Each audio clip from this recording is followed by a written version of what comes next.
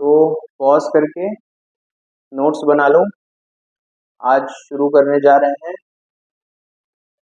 नमस्कार, वेलकम, प्रणाम सबको। लिमिटेशन एक्ट सीरीज का लेक्चर नंबर 7 रिकॉर्ड होने जा रहा है आज, जहाँ पे हम डील करेंगे सेक्शन 7 और सेक्शन 8 से। तो सेक्शन 7 जो है उसकी हेडिंग बेयर एक्ट साथ में रखना, नोट्स बनाने के साथ लेक्चर सुनते हुए बेयर एक्ट भी रेफर करना है। तो सेक्शन 8 अभी जैसे मैंने आपको शुरुआत में बताया था, reading between the lines bare act complex होता है। तो हम लोग एसेंस जो है, जिस्ट जो है वो समझेंगे। सेक्शन 7 बात करता है disability of one of several persons. अब ये किस कॉन्टेक्स्ट में बात कर रहा है? जहां पे जॉइंट लायबिलिटी हो, बराबर। एग्जाम्पल पहले करते हैं तो चीजें समझेंगे। मान लो ये एग्जाम्पल में ABC जॉइंट ओनर्स हैं एक प्रॉपर्टी के, बराबर। ए और बी में, ABC में C जो है वो माइनर है। माइनर यानी कि उसको एक लीगल डिसेबिलिटी है। अगर ये पहली बार वीडियो देख रहे हो तो लिमिटेशन एक्ट सीरीज के लेक्चर 1 से स्टार्ट करो, तब आप पकड़ पाओगे कि कहाँ पे हम डील कर रहे हैं।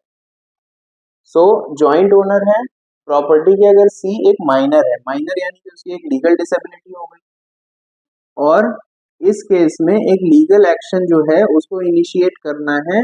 लीगल एक्शन किस चीज के लिए? रिकवरी ऑफ प्रॉपर्टी के लिए, बराबर। तो अंडर सेक्शन 7 अगर ए और बी प्रोवाइड करते हैं एक वैलिड डिस्चार्ज, इस सेक्शन को रीड करने में ये टर्म जो है ना, ये स्टूडेंट्स को बहुत प्रॉब्लम होती है समझने की। ये जब होगा ना तो क्लियर हो जाएगा। तो ए और बी प्रोवाइड करते हैं अगर valid discharge without involvement of c, तो लिमिटेशन पीरियड कहां से शुरू होगा? It will start from the date cause of action arose. अभी पढ़ो, जब जैसे ये खत्म होगा ना आपको क्लियर होता जाएगा। बट अगर discharge, if discharge requires the participation of c, अगर डिस्चार्ज करने के लिए सी का पार्टिसिपेशन जरूरी है, तो लिमिटेशन पीरियड तभी स्टार्ट होगा जब सी माइनर था, यानी लीगल डिसेबिलिटी क्या थी? जो 18 साल से कम है। तो कब शुरू होगा? जब सी 18 साल का हो जाएगा। क्लियर? तो ये सेक्शन जो है, अब बेयर एक्ट का रीडिंग करो पॉज करके, एंड देन यहाँ पे फिर आओ। सो ये सेक्शन जो है, it deals with the legal incapacity of minors, insane and idiot persons. Legal incapacity of minors, insane and idiot persons with respect to filing a suit. यही तो हम डील कर रहे हैं। पिछले सेक्शंस में भी हमने यही डील किया है। पिछले लेक्चर में, पिछले से इस सीरीज के जो पिछले लेक्चर्स है उनमें भी हमने यही सब डील किया है। तो इसलिए स्टार्टिंग से देखना जरूरी है, तब इसका एसेंस समझेगा।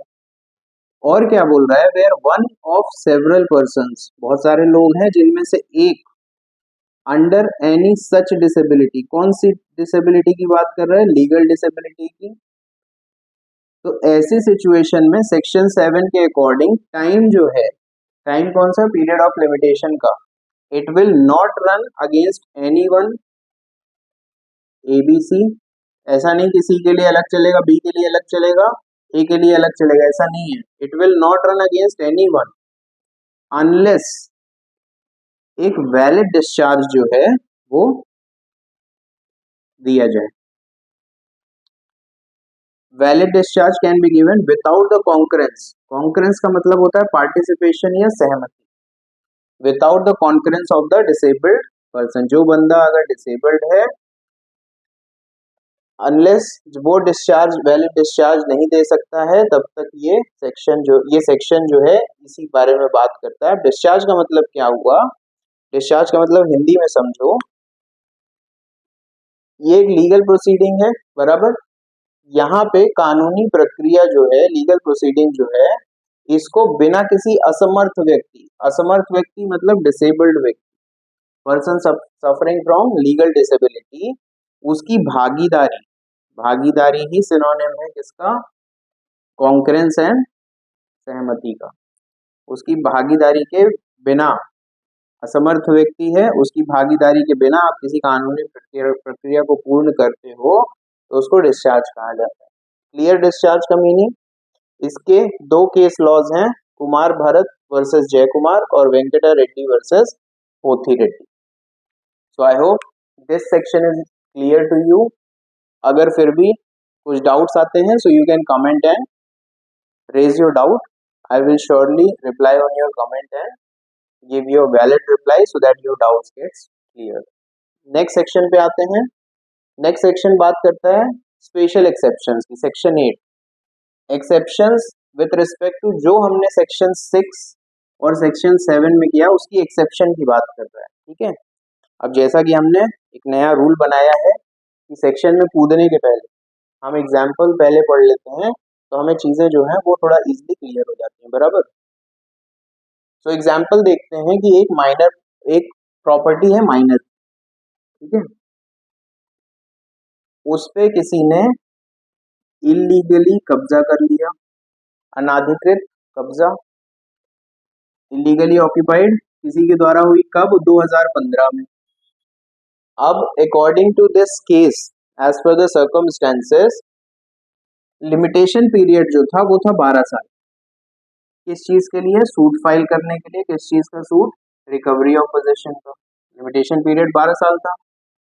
तो ये लिमिटेशन पीरियड कब तक नहीं स्टार्ट होगा? जब तक कि वो माइनर मेजर नहीं हो जाता है, यानी उसकी लीगल डिसेबिलिटी जो है वो खत्म नहीं हो जाती। हालांकि अगर मान लो इस केस में लिमिटेशन 2 साल था, बराबर, तो 3 साल से कम मतलब ना, इसका रेफरेंस तो हमें ये क्लियर होने के बाद क्लिक कर जाएगा। अगर लिमिटेशन पीरियड 2 साल होगा यानी 3 साल से कम, तो उनको बाय डिफॉल्ट 3 साल मिल जाएगा आफ्टर टर्निंग 18। कब मिलेगा वो 3 साल? कब से शुरू होगा? जब लीगल डिसेबिलिटी हो जाएगी खत्म। माइनर था तो उसकी लीगल डिसेबिलिटी कब खत्म होती है? जब वो मेजर हो जाता है, और मेजर यानी कि अटेन कर लेता है 18 साल की उम्र। सो अगर लिमिटेशन 2 साल है तो उनको 3 साल मिल जाएगा after he turns 18 to file the suit, he और शी। अब आते हैं क्या बोला है पॉइंट वाइज। अगर क्या बोल रहा है सेक्शन, अब पॉज करो, बैरेक्ट उठाओ, बैरेक्ट रीड करो, then come back to the explanation. So क्या बोल रहा है, अगर लिमिटेशन पीरियड फाइल करने की सूट लेस देन 3 इयर्स है, ये लिखा हुआ है उसमें, यहाँ का कॉन्टेक्स्ट ही यहाँ पे आ गया है, लेस देन 3 ईयर है तो person will get a full 3 years after their disability ends. तो 3 साल तो उसको मिनिमम मिलने ही मिलने हैं। यही एक्सेप्शन दे रहा है सेक्शन 8, यही बात कर रहा है। If a person has a right to file a suit, एक बंदा है उसके पास right to file a suit है, बट वो माइनर है, legal disability, one of the legal disabilities, या इनसेन है, या लीगली डिसेबल्ड है। अब लीगली डिसेबल्ड कैसे होते हैं पहले के सेक्शंस में हो चुका है। सो अगर ये फर्स्ट टाइम वीडियो देख रहे हो तो आप इस सीरीज को स्टार्ट कर दो करना। इनसेन या लीगली डिसेबल्ड है तो लिमिटेशन पीरियड सूट फाइल करने के लिए does not start until they are capable of doing so. मतलब डिसेबिलिटी, लीगल डिसेबिलिटी सीज होगी या स्टॉप होगी तो तब तक वो फाइल नहीं कर सकता है। तो once the legal disability ceases, once they become capable, of course legal disability cease हो जाएगी तो दे बिकम केपेबल, तो उनको वही सेम टाइम मिलेगा सूट फाइल करने का जो किसी अन्य व्यक्ति को मिलता था। बट कंडीशन दी हुई है उससे ज्यादा टाइम नहीं मिलेगा, उतना ही टाइम मिलेगा जितना किसी अन्य मेजर व्यक्ति जिसको एडल्ट कहते हैं उसको मिलता था। इसका केस लॉ है लक्ष्मी अम्मा वर्सेस गोविंद। अब केस लॉ जो है वो इस सेक्शन में ये केस लिखा हुआ है ना, तो आपको जो सवाल आते हैं वो ऐसे ही आएंगे, ये कॉन्सेप्ट से रिलेटेड आपको कुछ मैटर दिया रहेगा and then you have to जज। सो आपको सिर्फ ये याद रखना है इस सेक्शन से रिलेटेड कौन सा केस है, इस सेक्शन से रिलेटेड कौन सा केस है, और अगर आपके कॉन्सेप्ट्स क्लियर हैं so it will be very easier for you to take the correct answer. Pause कर दो। सो आई होप ये लेक्चर आपको अच्छा लगा होगा, कॉन्सेप्ट्स क्लियर हुए होंगे, और उम्मीद करता हूँ कि जैसा मैं आपसे वादा करता आया हूँ शुरू से कि जितना हुआ है एक दिन में वो आपके दिमाग में सेट और फिट हो जाना चाहिए लर्निंग के साथ। तो आपका काम आज का इसको लर्न करके रखो। We will come again with the next lecture soon. Thanks for watching and happy studying, keep studying and do like, comment, share and subscribe the channel. Thank you.